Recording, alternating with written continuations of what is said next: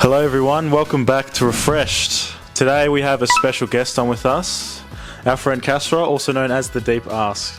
How you doing, dude? Thank you for having me, boys. Thank you for having me. It's a long time coming, and I'm very, very excited to be here. Thank you, boys, for having me. Thank you for coming, bro. It's an absolute pleasure. Andrew and I both really love and respect what you do, and we would love to have a conversation today, just learn more about you, teach the audience about what you do, and we'll go from there. Perfect. But Andrew, how are you? I feel like you haven't spoken yet. Yeah, we're going with the two mic setup right now, and I'm kind of in the middle, so this is, a bit of a tough watch, but I think maybe just so we can get started, this is the first time that we've ever actually spoken to someone else other than just Liam and I. So this is a very special moment for us, as it could much be for you. So, Castro, do you want to have a bit of a chat about what you do, who you are, and go from there?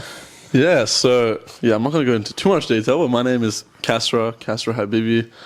I am 21 years old, from Melbourne, great old Melbourne, born and raised in Australia, in Melbourne, and just a student currently, just a normal student studying business and IT at Monash, which is where I met.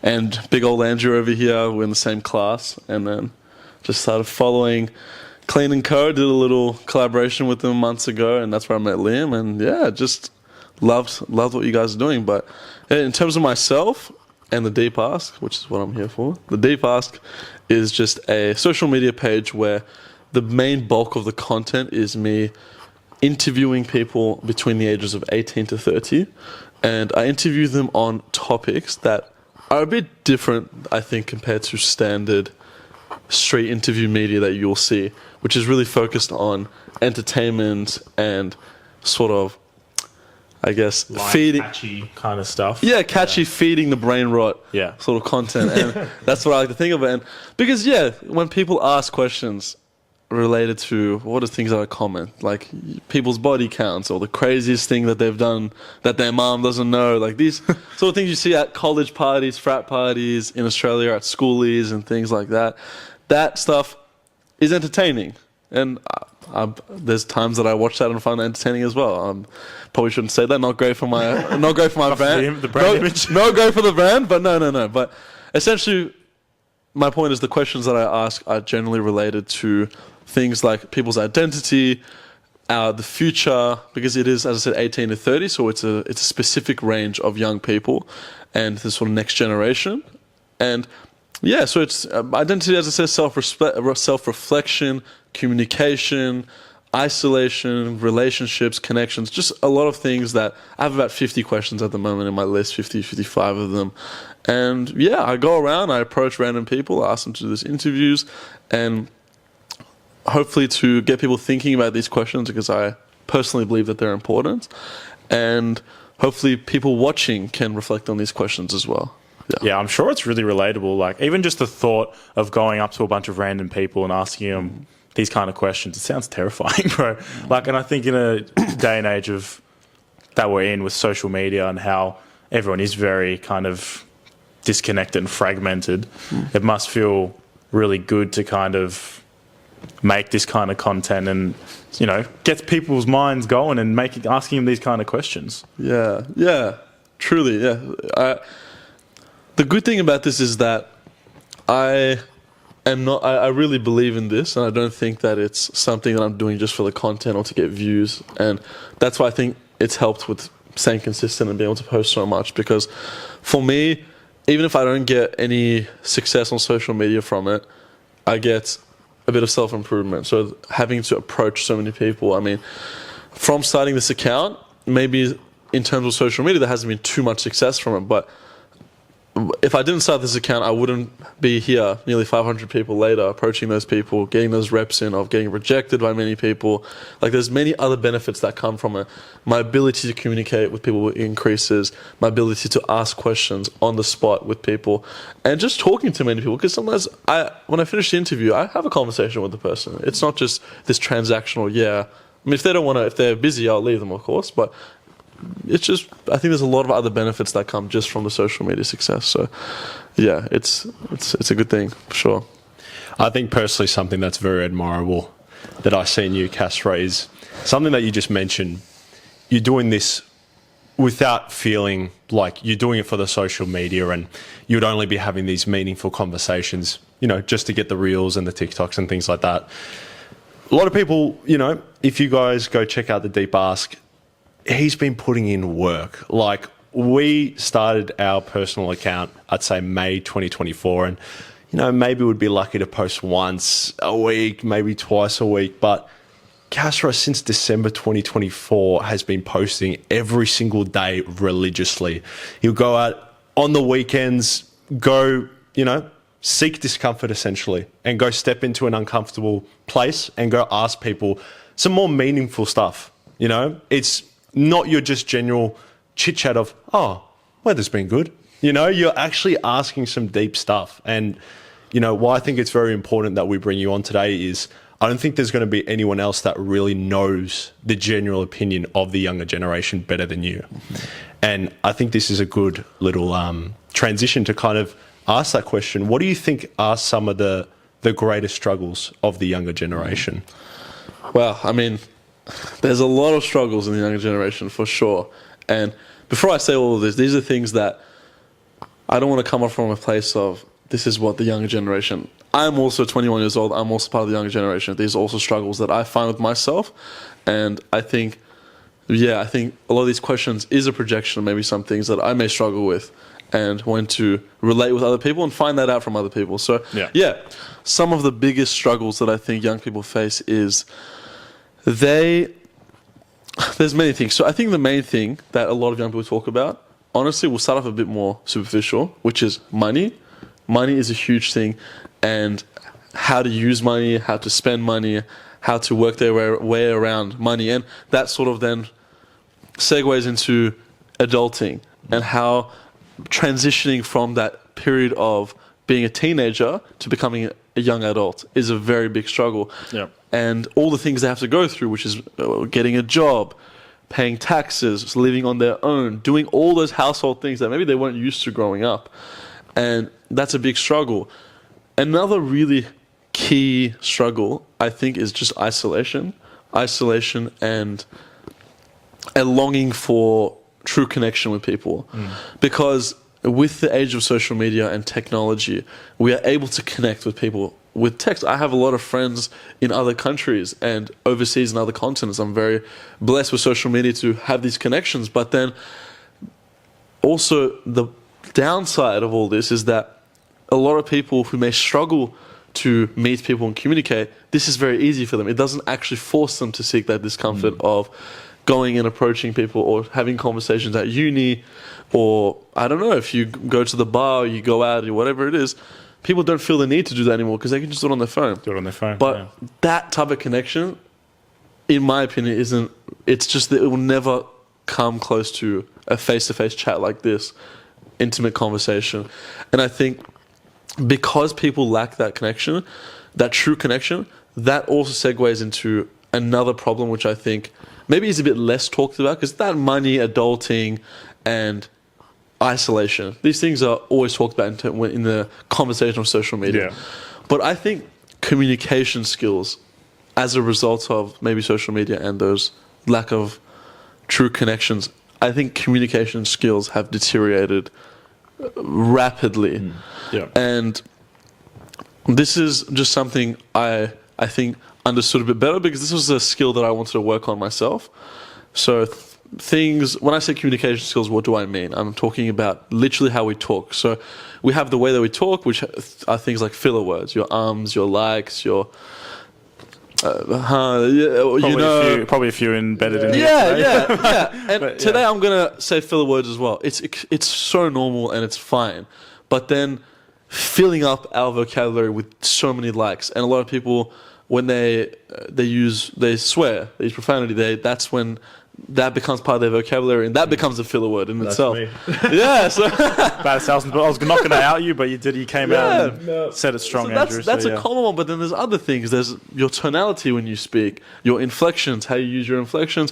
When I want to drive down a point, I will then finish off the sentence like this with a lower inflection. Yeah. But if it's a question, I'm asking, "Oh, how old are you guys?" I'm not going to be like, "How old are you guys?" Yeah. Like, you know. So, but these are things that, as I said, I'm not a Vin Jang. I'm not a communication expert. These are just things that I'm passionate about. And I notice when editing videos every day, when I edit videos, I realize when you're watching this, and that's something you have in mind, you notice that a lot more. Yeah.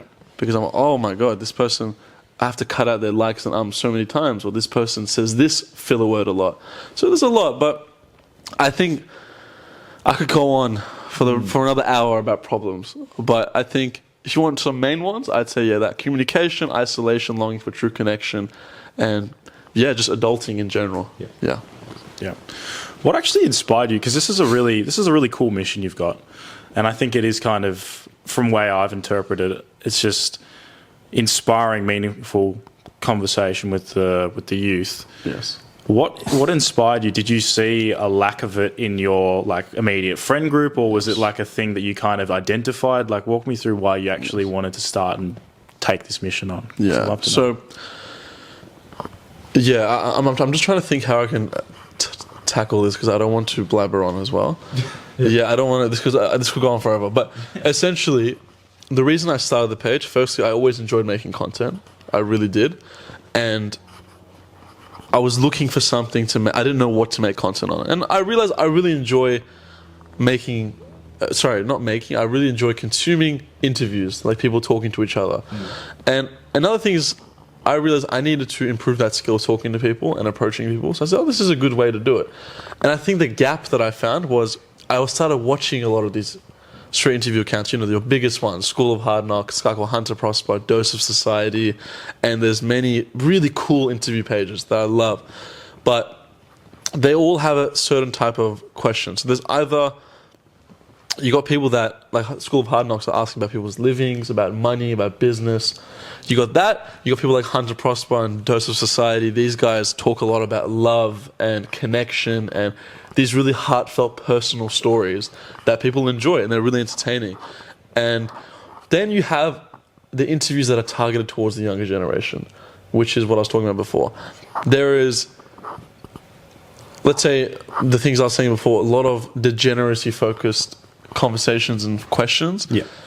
Also, one thing I notice is, even in Australia, it doesn't have to be degeneracy focused, but it could be, I like to call it, since we all know this word, a brain rotty type of content, is, and I've seen these guys when I've been doing my interviews as well, I'm sure they're nice guys, and they're just making content, they just want to make some content, and they enjoy doing that. But really, when you look at it, these questions where they say, name 3 countries that start with the letter G, or what's the worst suburb in Melbourne, or these sort of things, as I said, that's the content they want to make. I have nothing against that.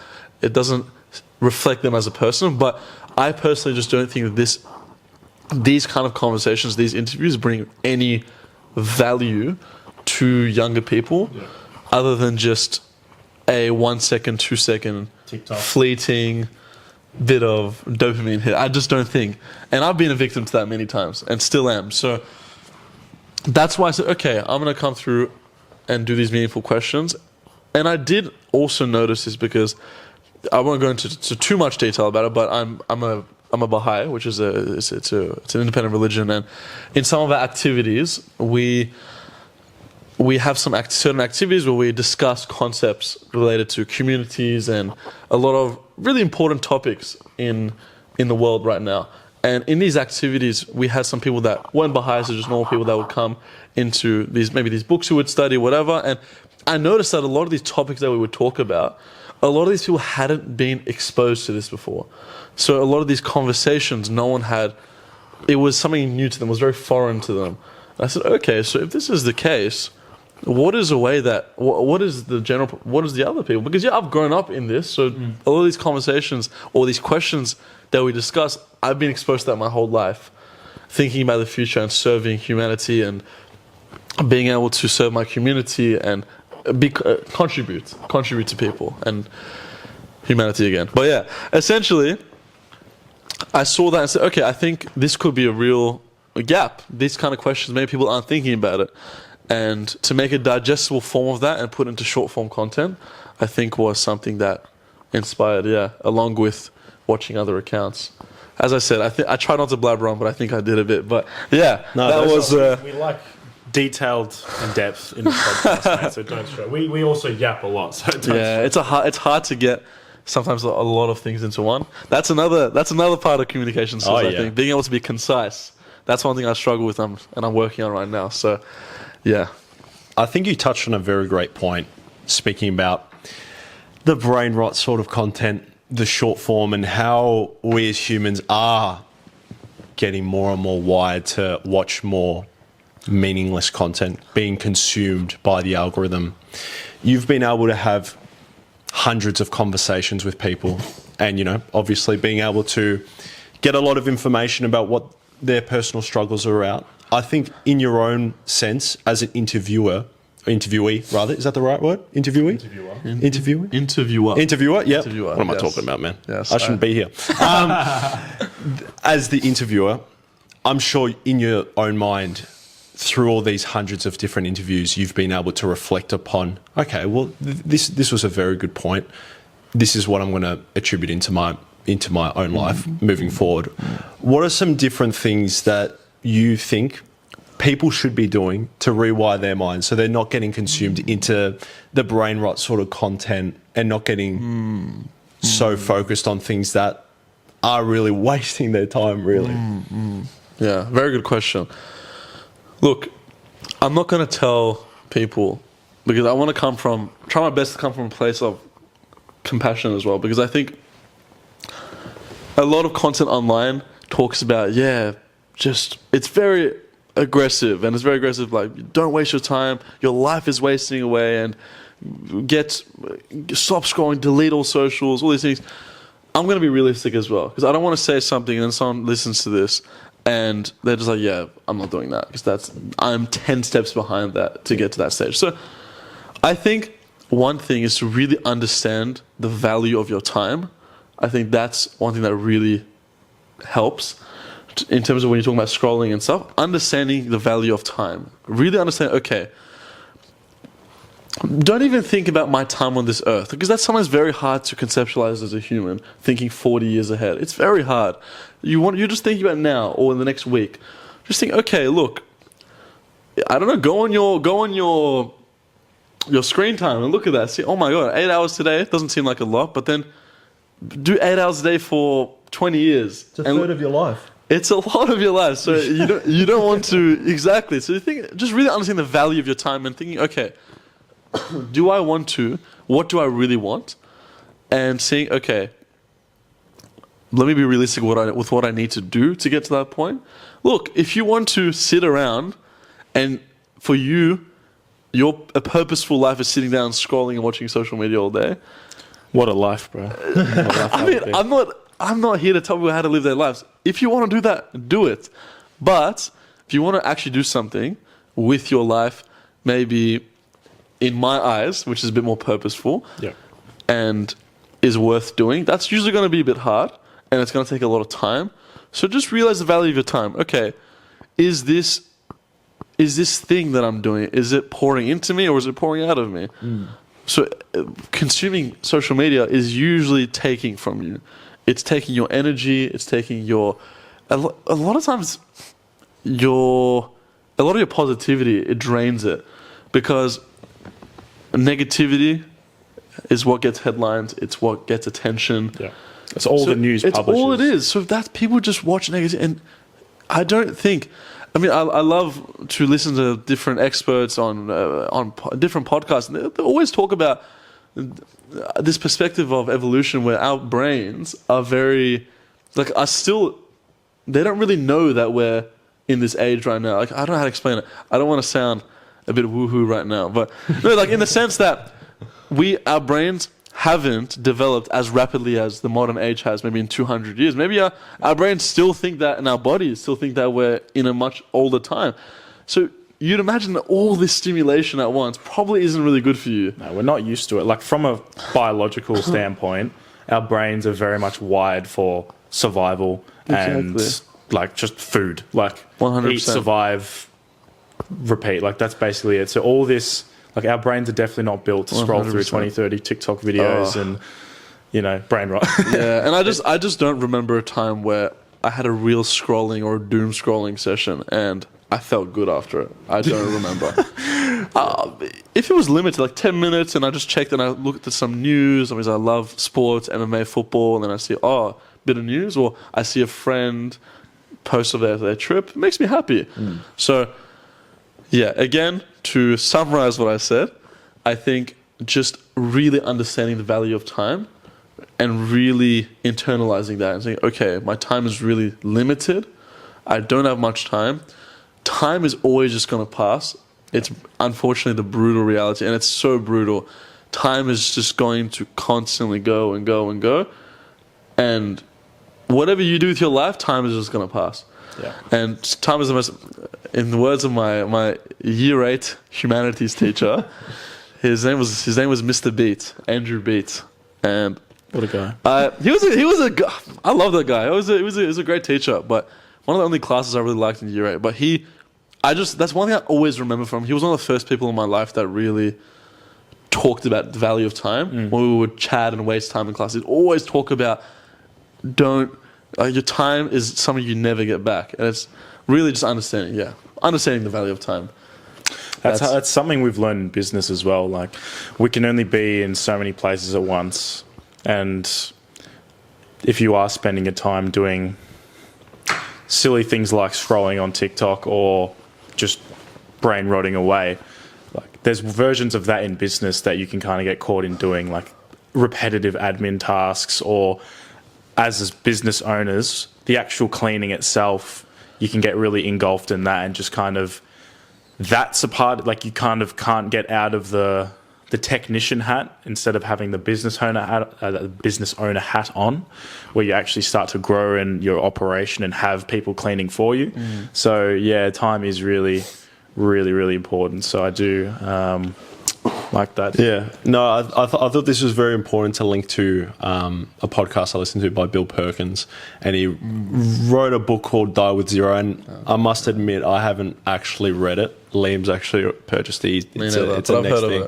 Yeah. Bill Perkins. Yeah. And what's very, I guess, funny, but it's ironic in itself, is that whenever he starts speaking about life and the idea of not wasting life and not wasting the time in which you have, he always links it to death. And for some reason, and I think we all internally know why, as soon as you kind of mention death, everyone kind of flicks a switch and realizes, oh crap, I really don't have that long left to live. And I think it's just a good reminder for those people who are doom scrolling, as you say. We only really have one crack at this thing. It's everyone's first time having a go at life, and yeah, you're going to make mistakes, but it's going to be better. You're going to become a better person. And this is something that you found, getting rejected however many times, going up to people, there's some good character development a part of it. 100%, dude, 100%. And yeah, time. It's so hard to just think so far in the future. It really takes death to make you conceptualize, oh shit, I don't have a lot of time. It is very, like, and accidents happen all the time. Like, we all think, I've got, like, we're all in our 20s. We've got another good 50, 60 years racking around. We've got time. Who knows? Fingers crossed, touch wood, who knows, man? But you never know what the plan is and what's going to happen. So it's like, it really is important to live with purpose and make sure your time is used wisely. But I did want to kind of circle onto something else, Castro, because obviously you've done a lot of interviews at this point. And I was just curious, is there any interviews that really stuck out to you, or one in particular that happened and made you really think about, like an answer someone gave, or something particular that kind of affected you or changed the way you thought about something? Was there one that stood out, or have they all kind of been profound in their own little way? Look, if I'm being honest, and this is in the humblest way possible, because I formulated a lot of these questions, and as I said, I grew up with a lot of these topics, there's nothing that has been really groundbreaking to me yet. It's been like, whoa, that's... Because I just consume so much, first of all, media. So many podcasts, books, and then these conversations I have growing up. So there's not something that hasn't been like crazy yet. But with saying that, there has been, I'd say, a good few interviews that the way the person articulated themselves, I thought was just amazing. Like, for example, I think there's a few examples. I mean, I remember there was a guy at Monash when I was doing my interview there. There was a guy who he said he was a philosophy student. I forgot his name. God, I think it was like Ruben or something. I forgot his name. It was too long ago, but. Yeah, that guy was a philosophy student. And the way he articulated my question I was asking him was, what is your perception of a powerful individual? And the way he articulated himself in terms of, I think he was talking about humility and a person being humility and being understanding that they're just a person among the masses and that I'm not going to, please go watch the interview. What I'm going to say won't do him justice. The way he articulated himself, a friend of mine, his name is Edwin, he articulated himself. He was recent, I think about a month and a half ago, I posted his interview. Really good.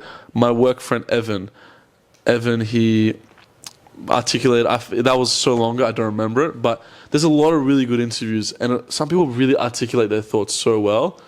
And yeah, that to me was more impressive than really what they said because it's on the spot. A camera's in your face and you're speaking in a minute and a half trying to unpack these really the deep ask. It's a deep question. So they're not really easy to answer. So those for me have stood out more rather than someone's point, which has really woke me up. It's rather the way they articulate their points and the way they explain their points. Yeah. The page's name is obviously called TheDeepAsk. Right. And obviously, if I was to kind of interpret in my own ways, the deep ask are the deep questions, going into those sort of questions that no one likes to talk about, but you should dig deep and obviously ask those meaningful conversations. Why do you think it is important to have meaningful conversations with people? Meaningful conversations.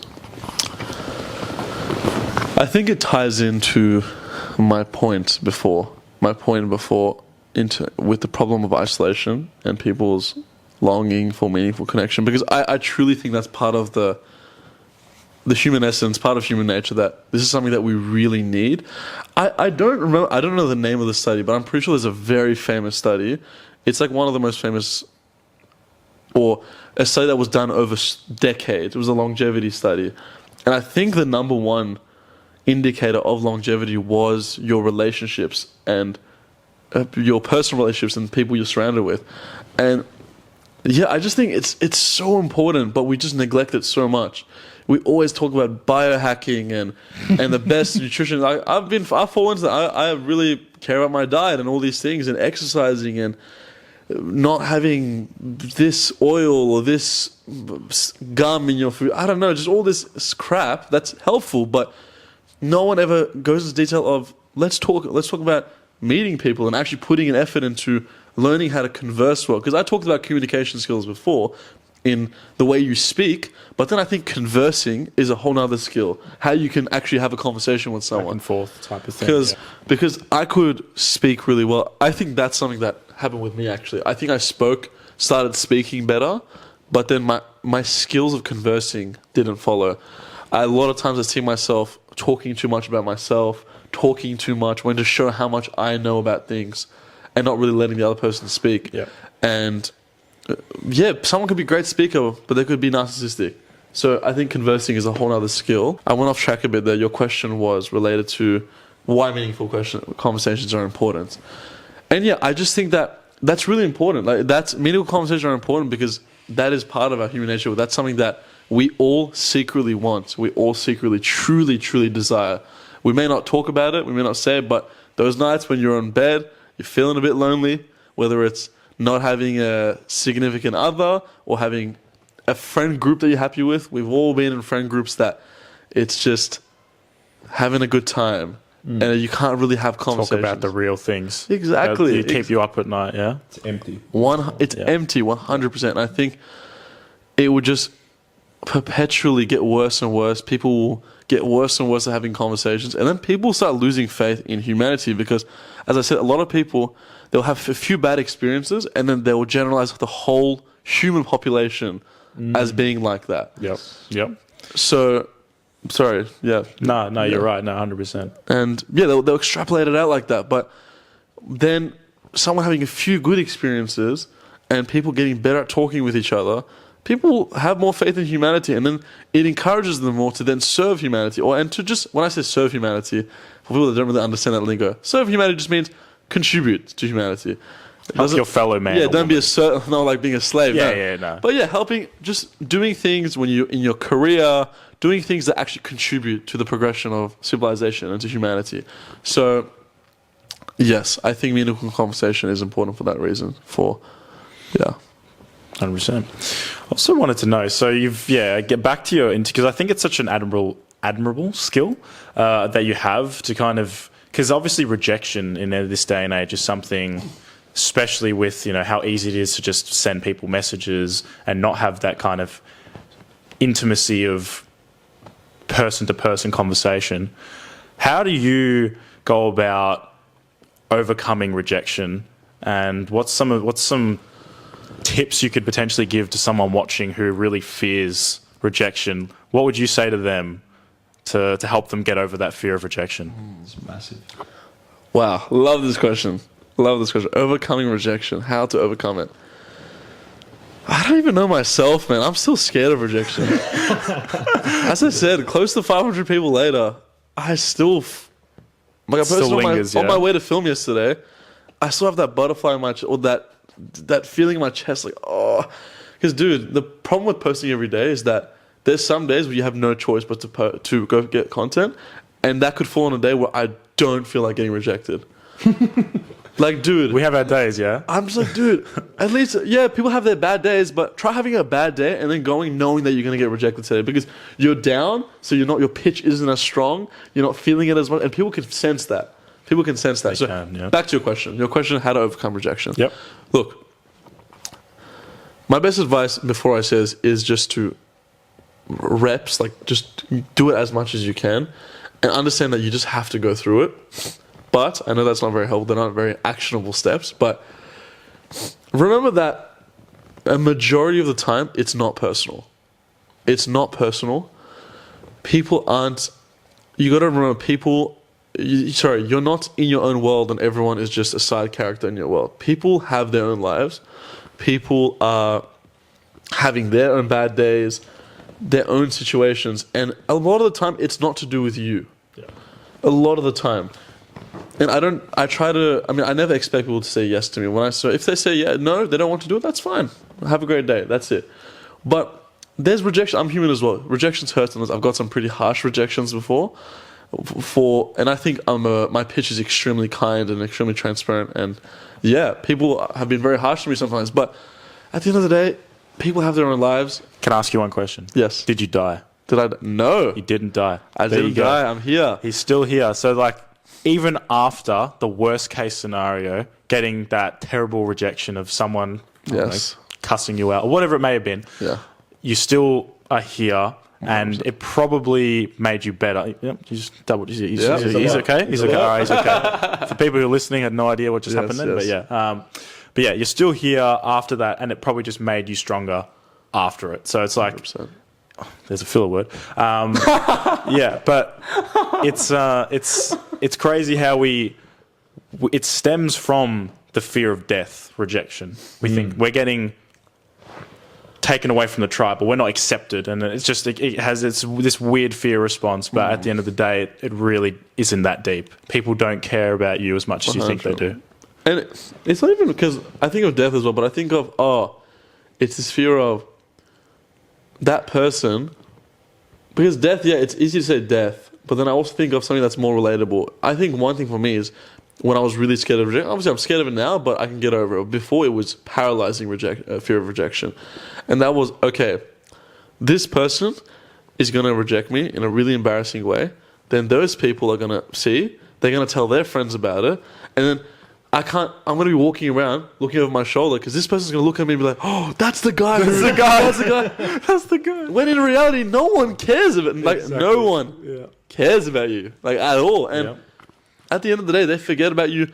I've walked past many people that I've interviewed in the past, and none of them have even looked at me. And I'll be like, oh, that's the person I interviewed. And I was wondering, I hope one day I'll get eye contact and I can talk to them. But they always forget me. They don't really care. And I interviewed We them. didn't forget you, bro. We'll never forget Thank you, bro. We'll never forget you, bro.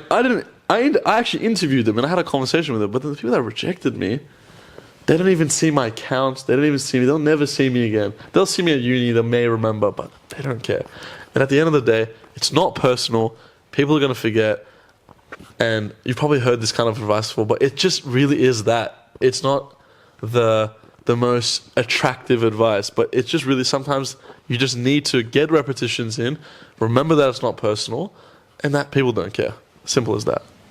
I think inherently we all have this negativity bias that stems within us. As you kind of just explained there, Kasra, it's just this constant avalanching, flowing effect of what's going to happen, which at the end of it, in our brains, is death, as you said, Liam. Yeah. We will start at something, oh, well, if they reject us, then that person's going to say, and then I'm not going to be loved, and I'm going to be lonely, and I'm going to die. Exactly. So I'll end up alone. Yeah. You'll end up alone. Yeah. No, that's 100%. Some good advice. Have you heard about Alex Hormozi's doing things in hundreds? Man, I'm a huge fan of, as you guys know, the listeners don't know, but I'm a huge fan of Hormozi. I think it's a Persian brother there. That's the first little connection. I mean, he doesn't even speak Farsi, so he's not really. He doesn't talk much about Persian brother. But he is a. What I like about him is, as I said, I don't agree with a lot of things he says as well. But in the sense of optimizing things and getting things done, I think he's just a really good person in the space. And because he just talks about what is needed to get the thing done. And doing things in hundreds, 100%. And because people don't realize, I mean, he says this, how much volume is actually required to do things. And he isn't this person who's really into perfecting something. I mean, he cares about perfecting things, but through action and through constant repetition. And that's just really it. And 100%, it's just repetition. You can do the perfect plan, the perfect this, but sometimes I just want to just do it, and then hopefully by rep 30, I realize I did this wrong, and I can improve this, and then improve while the reps are increasing, because it's just constant practice. When I approach people, if I have a long break in between filming days, I actually get a bit more nervous. But when I do it more, I get less nervous, because it's just another rep. It's another rep, becomes more normal. I think as humans, we adapt to everything. Yeah, So habituation. It becomes a habit, so that's really it. I think if I don't approach people for 3 months, I'm going to be shocking on the first day back. I'm going to be so nervous. Yeah. So, yeah, Hormozi's doing things in hundreds, repetitions. That's all it is, man. Just similar to the gym. It's similar to training, a muscle group that you haven't trained in age. Oh my God, this is great, Liam. If you don't go to the gym for a month, your DOMS the next day is going to be horrible. yeah. Habits. Everyone knows what DOMS is. The pain you feel after you work. Delayed onset of muscle soreness. Oh, whatever. Yeah, sorry. I had to flex there. Yeah. a nursing degree went to something. Yeah, exactly. Yeah. All that debt later. So, Kasra, with the Deep Ask, obviously it's very much an interviewing style format right now. You do sometimes do videos where it's more yourself and you're kind of talking to the camera and you're talking about things that you've learnt across your journey. What's the future look like for the Deep Ask? Is there more? Is there new thing? Do you have more ideas? Is there iterations of content you have, or what's the plan? So for me, I'm at a stage right now where I'm doing the consistency thing, and I've got that ticked off, because that was the initial goal. Just post every day, that's it. And because that's one thing I struggled with in the past, consistency. And now it's improving the content, because I'm very well aware that my interviews aren't very engaging. I know that for sure. People don't really care, and the views reflect that, and I'm very aware of that. And now it's getting into, okay, let's post content that involves my face a bit more, because that's actually another fear that I don't really talk about much, but a fear that I don't really talk about much is putting my face out there on the internet and putting my authentic self out there, because when I'm behind the camera or behind the script, I can put a fabricated version of myself out there. It's like a shield of my real self. So when someone if I get hate comments, like, oh, that's not actually me anyways. But when it's your real self and you receive hate for that, you're like, oh, this person's hating on me as It's Kasra. deeper than... So that's a fear I'm trying to overcome now, because I think it's so hard, but I think it's what's required to grow the page for people to see a forefront of this brand and a person. People love authenticity, man. Exactly. They love it. And I think it's all because I think people are good, not to swear, but bullshit detectors. Like, you can kind of tell. Some people are better than others at, faking it. But authenticity is a really good way of building an audience. And there's definitely going to be people who are going to be out to get you and aren't going to like what you're talking about. But it's good because I guess there's a level of polarization when you are your authentic self and you are very on a mission and kind of, it's very clear what you're doing. So, yeah. Yeah, man, it's for sure. I mean, that's what I'm trying to do, and it's been hard. I've been starting with just doing some posts on stories, just talking to the camera about random things, and it's so hard. Like, it's like I'm learning a whole nother skill now. And even after all this time, posting and editing and approaching people, it's a whole new thing now. And so yeah, definitely more content with myself. I just want to feel convicted with the things I'm saying. I don't want to say things for the sake of saying things. So that's a bit hard because I'm still 21. I don't have much life experience. I'm not going to be a guru out here who claims he knows everything or talks in a way that I know this thing or I have the truth, which is what sells. Yeah, but exactly right. I really want to do something where I can actually help people and I embody that quality. So if I want to talk about communication, yes, I'm no Vin Jang, but for people who don't know who that is, that's a really the guy for communication. The greatest. Vin Jang. Search him up. He's an Aussie as well. He's a really good. But yeah, I'm not like him, and I think that. But yeah, authenticity is what needed, and really, other than that, I haven't really thought long term. There's some plans I have that I'm just sort of planning and seeing what I can do with it. One thing that I can say, I mean, those things I won't really say because I'm still deciding, but I really like to start a podcast in 2026. Oh, yeah. We'll be there, 100%. I would really... Yes, you guys can be my first guests. But I would love to because I think my content can also be well suited for long-form content. It needs where I can actually... Because there's a lot of things I want to ask people, and I love asking questions. But... it's not easy in short form content to get a lot out of people. Exactly. You can only talk about so much in like a minute long video. 100%. Yeah. So I think your content would actually really benefit from long form podcast video kind of style. Yeah. So, but I want to do it properly, as I told you guys before, off air. I really want to do it properly. So, planning it out and seeing what kind of guests I would have on. Also, I would do solo episodes as well. What would I talk about on my solo episodes? And trying to get a good consistent flow because I think I really want to try and be consistent. I've said that word 300 times.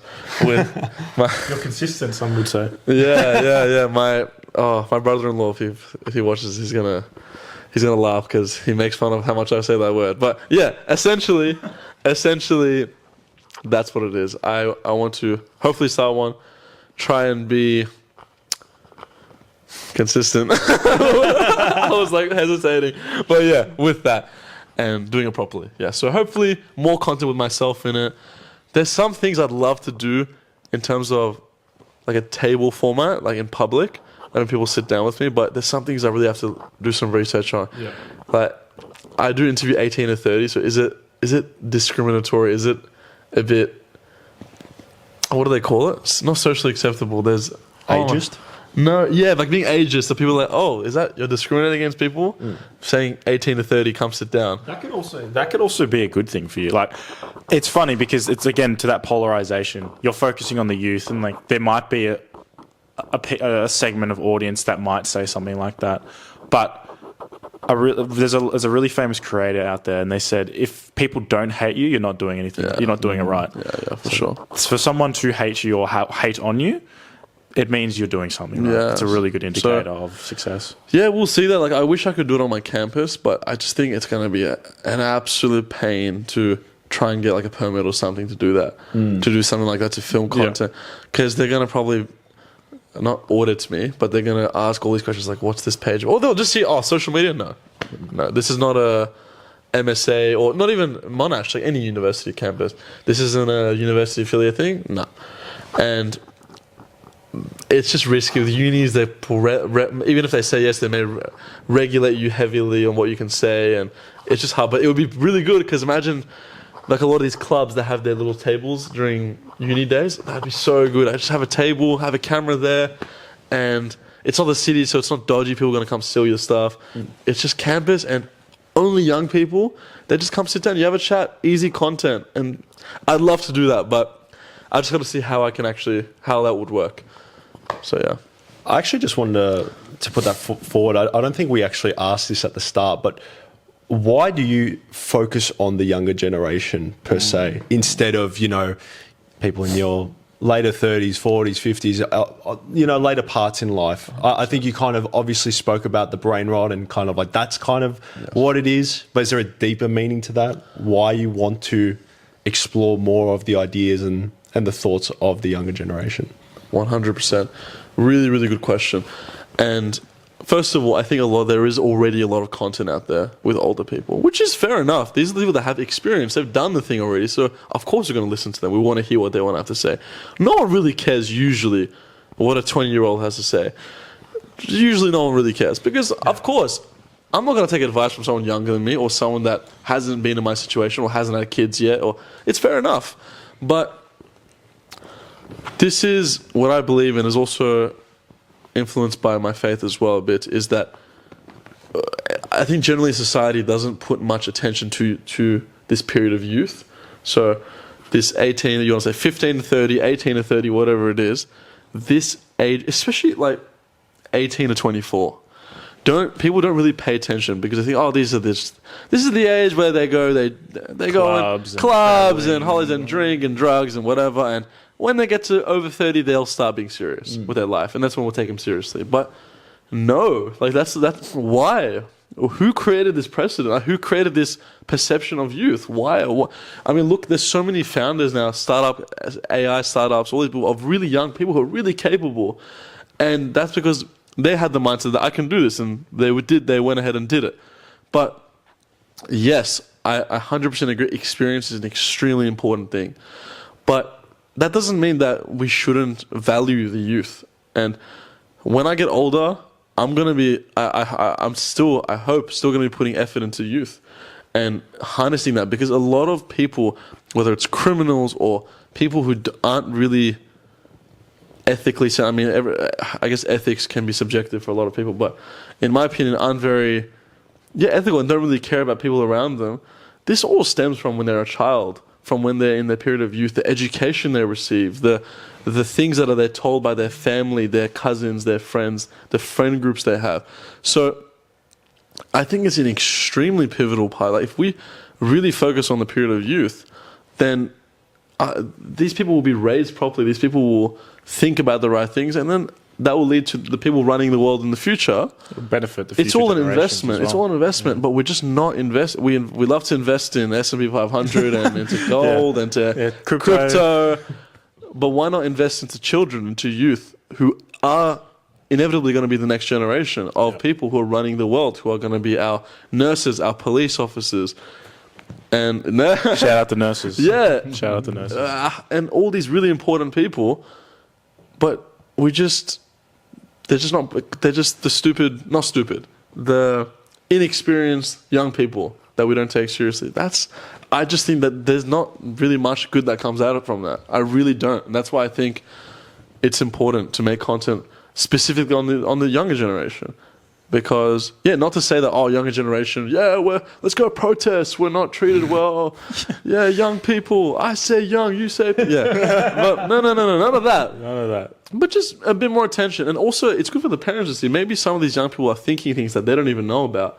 And it's going to be the same for us when we become parents. It's going to be things, as much as we like to think we know everything, when we're going to become old one day, we're not going to know a lot of things that are happening. Or we're going to be like, back in my day. We're going to become back in my days. Of course. We'll be unks. 100%. We'll be reach unk unks. status one day. for sure. 100%. I think we're almost already there, Andrew and I. Genuinely feel like I'm pushing 30, but I don't know, man. The hair's looking good. You got a good set of head. Appreciate that, bro. Yeah, Appreciate that. Yeah, hopefully, you know, it stays, you as well, Andrew. it stays that you way. as well. Hopefully it stays that way. Yeah, yeah. But yeah, no, I think that's a really great note to end it on with the youth. Yeah, Castro, I mean, it's been a pleasure, man. Thank you so much for coming on Had again. so much fun. It's been a great conversation.